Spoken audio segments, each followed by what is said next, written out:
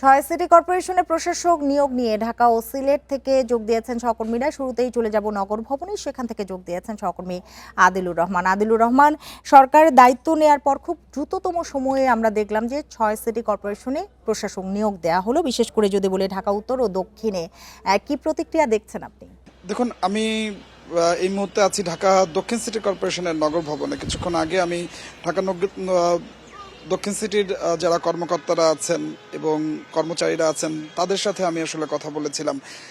তারা কিন্তু আসলে তাদের মধ্যে বিভিন্ন রকম আসলে প্রতিক্রিয়া আমি দেখতে পেয়েছি এবং তারা বলছিলেন যে অনেক দিন পরে নতুন রিন গভীর থেকে পরিষ্কার করে কাপড়কে রাখে নতুনের মতো উজ্জ্বল। নতুন রিন অ্যাডভান্সড পাউডার।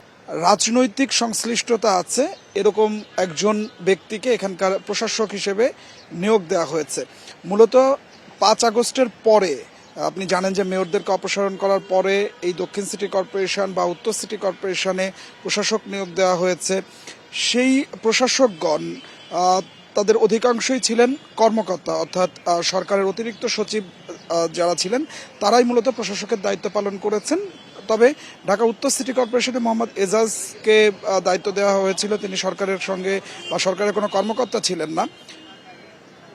এই যে প্রশাসকদের এবং মেয়র স্থানীয় যে প্রতিনিধি, এই স্থানীয় প্রতিনিধিরা মূলত আসলে রাজনৈতিক সংশ্লিষ্টতা থাকলে মূলত কিছু কিছু কাজ আছে, বিশেষ করে জনগণের সাথে সম্পর্কিত যে কাজগুলো আছে সেই কাজগুলো খুব সহজ হয়। এখন যেহেতু আসলে কর্মকর্তারা দায়িত্ব পালন করেছেন, তারা চেষ্টা করেছেন সেই কাজগুলো করবার জন্য।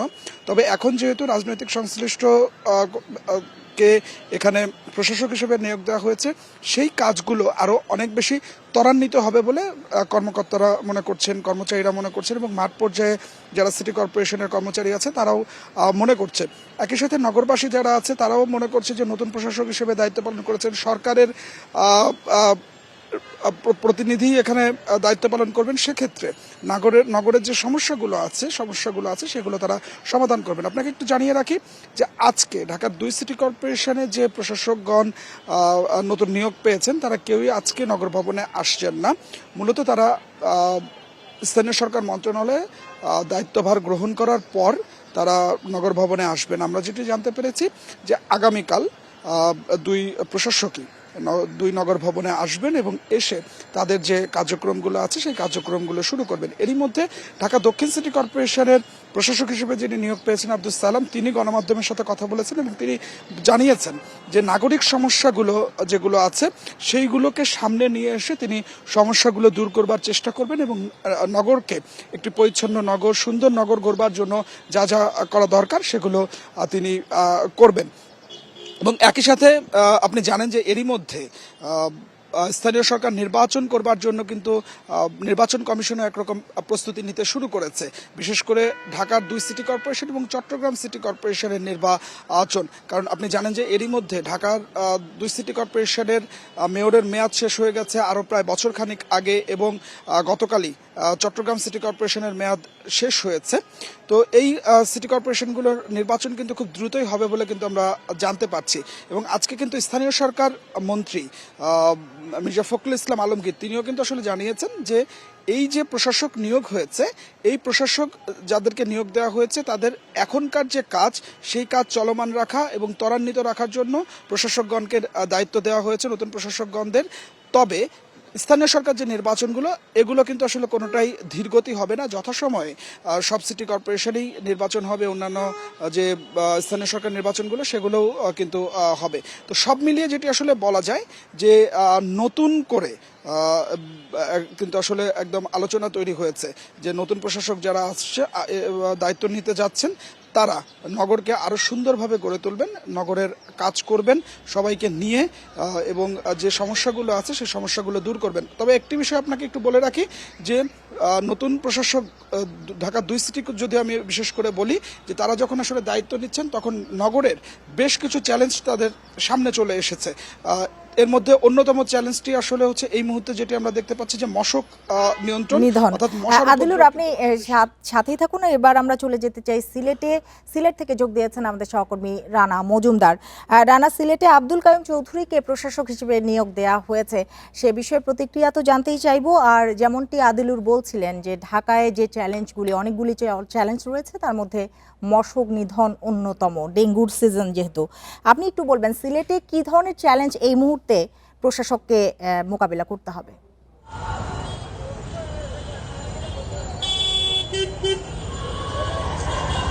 দেখুন, আসলে সিলেটেও কিন্তু বিভিন্ন চ্যালেঞ্জ রয়েছে এবং স্থানীয় সরকার অধ্যাদেশ 2024-এর 25 ক ধারা অনুযায়ী কিন্তু আব্দুল কাইম চৌধুরী তাকে সিলেট সিটি কর্পোরেশনের প্রশাসক হিসাবে সরকার নিয়োগ দিয়েছে এবং সেক্ষেত্রে কিন্তু আসলে বলা হচ্ছে যে 24-এর 5 আগস্টের পর এবারই প্রথম আসলে রাজনৈতিক একজন ব্যক্তিত্ব তিনি প্রশাসকের দায়িত্ব পালন করছেন এবং সেক্ষেত্রে নগরবাসীদের মধ্যেও আমরা এক ধরনের স্বস্তি দেখেছি এবং আমরা কথা বলছিলাম যিনি সদ্য প্রশাসক হিসাবে নিয়োগ পেয়েছেন, তিনি সিলেট জেলা বিএনপির সভাপতিও এবং সেক্ষেত্রে তিনি সিলেট 3 আসনেরও তিনি কিন্তু বিএনপির মনোনয়ন চেয়েছিলেন ত্রয়োদশ জাতীয় সংসদ নির্বাচনে এবং পরবর্তীতে আসলে সিলেটের 6টি আসনের নির্বাচন পরিচালনা কমিটিতেও তাকে আসলে রাখা হয়েছিল এবং এর পরবর্তীতে আমরা দেখলাম যে তাকে কিন্তু স্থানীয় সরকারের অধ্যাদেশ অনুযায়ী তাকে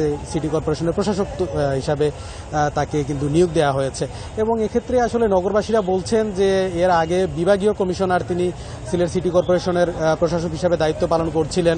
তো সেক্ষেত্রে বিভাগীয় কমিশনারের এক ধরনের দায়িত্ব রয়েছে, পাশাপাশি সিলেট সিটি কর্পোরেশনও বড় একটি এলাকা নিয়ে, তো এই যে দুই দায়িত্বের সমন্বয় করতে গিয়ে অনেকটাই কিন্তু এই প্রশাসককে ব্যাক পেতে হয়েছিল এবং এই কারণে আসলে সিলেট সিটি কর্পোরেশনের যে কাজগুলো রয়েছে সেগুলো কিন্তু সমাপ্ত করতে গিয়েও কিন্তু অনেকটা ব্যাক পেতে হয়েছে।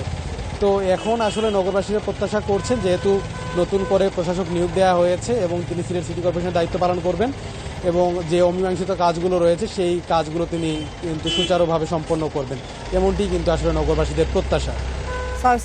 6 সিটি কর্পোরেশনে প্রশাসক নিয়োগ দেওয়া হয়েছে সে বিষয়ে জানাচ্ছিলেন সিলেট থেকে রানা মজুমদার এবং ঢাকা থেকে আমাদের সাথে যুক্ত ছিলেন আদিলুর রহমান।